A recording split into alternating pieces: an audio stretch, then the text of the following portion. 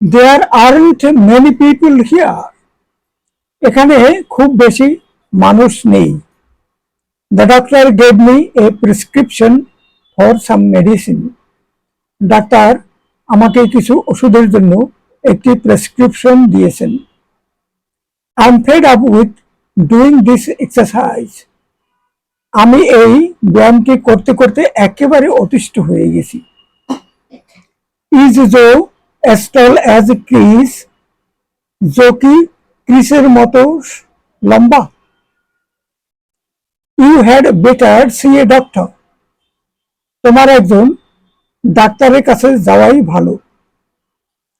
You needn't have done the cleaning. I would have done it tonight.